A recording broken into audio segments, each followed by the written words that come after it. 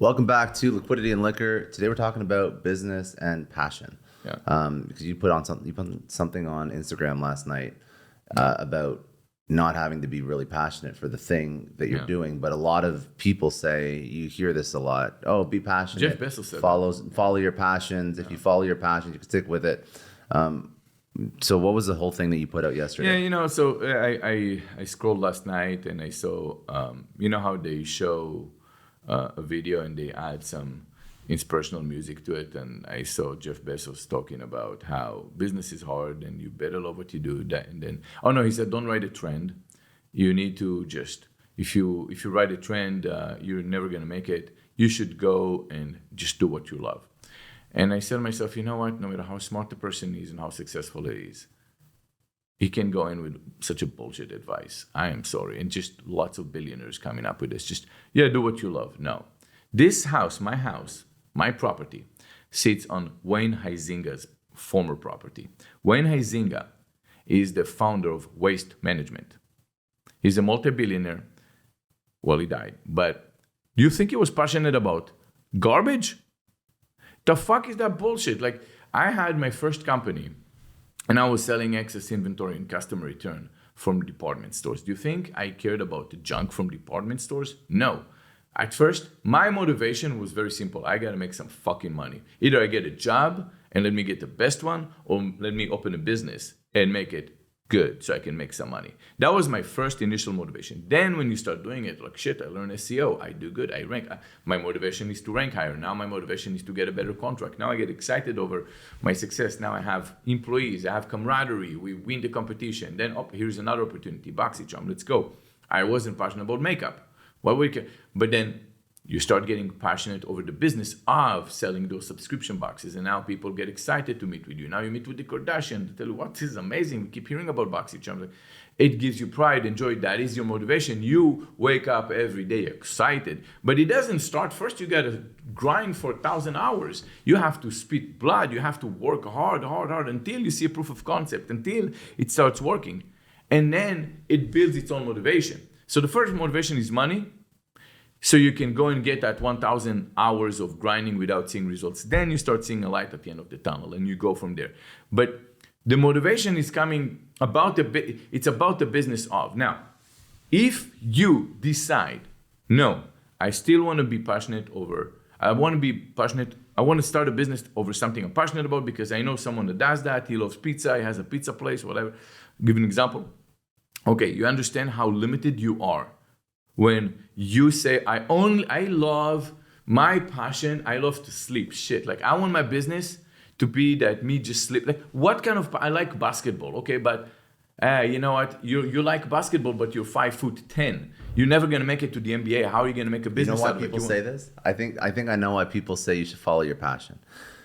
They say it because they're too scared to tell people how tough building a business is. And what they hope is that if you tell somebody to follow their passion, they're going to stick with it long enough, hopefully, to see results. But what actually happens is they realize that the passion only lasts so long, and then they don't actually know. The business of things is what you got to be passionate about. Yes. No matter how much you love, I love salsa. Let's just say I open a business for salsa. I'm going to be very passionate after I go and I get a bunch of issues, citation from the city that my place is not in code. And you haven't made money for the first 3 years or whatever. Exactly. So it's not about passion. The passion is the business. It's about setting expectations about how long it's going to take for you to get from point A to point B to point Z eventually, and how long it's going to take you to grind it out, those 1,000 hours. Yeah. But all the passion bullshit, it doesn't exist. And also it shows that it's not for everybody. It's for a reality. Yeah. What happens if it's your company? Not your company. What if it's a job? If you're looking for a job, forget running a company.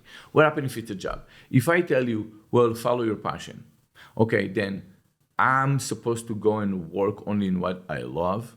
Well, I love going to the beach and surf. Then that is what I'm going to. You want to limit my entire life for that? Sometimes it's not going to be about your passion. Sometimes you have to put.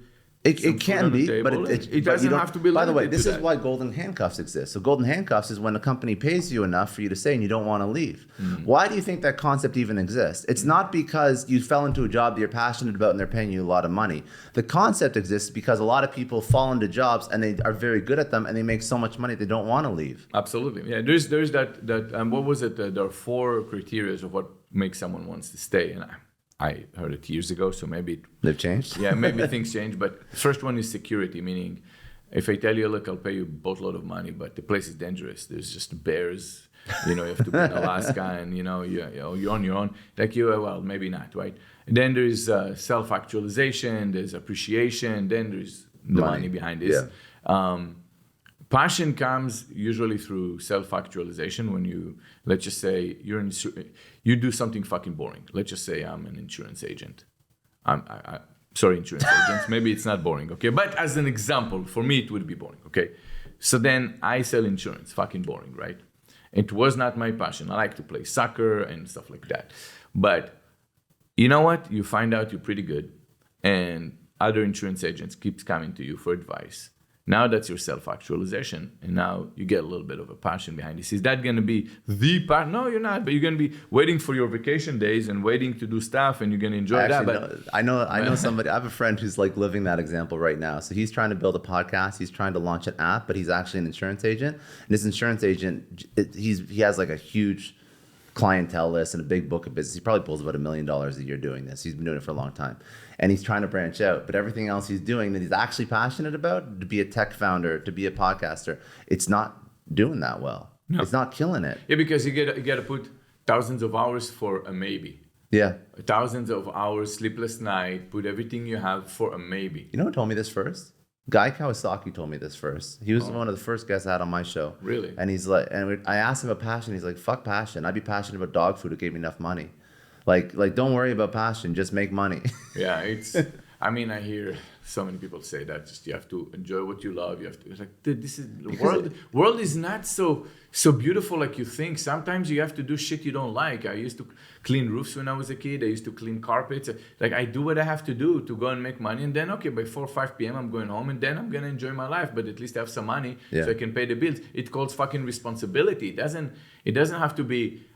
It's just you gotta be careful who you fucking listen to. We're talking about the NFT bubble. How everyone listens to all and some people that can say something. The worst is when someone goes and say a couple of things that you actually agree with, and then you fall into that mindset where you idolize the person now, and you're like, remember, not everything. You have to think about everything. Look, a couple of things that Gary Vee said, great. Then he goes and tell you NFT, go buy. It's gonna be a lot. No, don't fucking listen. Look at him being all quiet about NFT now. Then look at I don't know. It's just you have to listen and think for yourself. Yeah. Some things you can agree, some you don't have to agree, and then don't listen to people telling you it's all about your passion. No, I think sometimes you just got to pay the bills. You got to pay the bills, and instead of focusing on passion, focus on understanding the amount of energy and effort and time it's going to take you to actually get and build something. And when you realize that, that's when you're ready for entrepreneurship. And it's also going to a regular job, not if you got to build stuff, right? A regular job, guys, can be awesome, can be boring. What I would say, though, you go to a place, you get a job, and let's just say you work for Scotty Clary, this person over here. You go there, and obviously the atmosphere is not going to be as great as in my business. And they're like, Scott yells at me and all that stuff, but he pays me. Then eventually I decide, or he's like, come to me because I'm a nicer guy. So it's like you can move to a place maybe with a better work place or maybe better ethics so you can feel comfortable. But again, make sure you don't throw away dirty water before you have clean water. So. All right. Okay, that's it for today. If you enjoyed, please subscribe on YouTube. If you enjoyed this podcast, you can download and listen to it wherever you get your podcasts or on liquidityandliquor.com.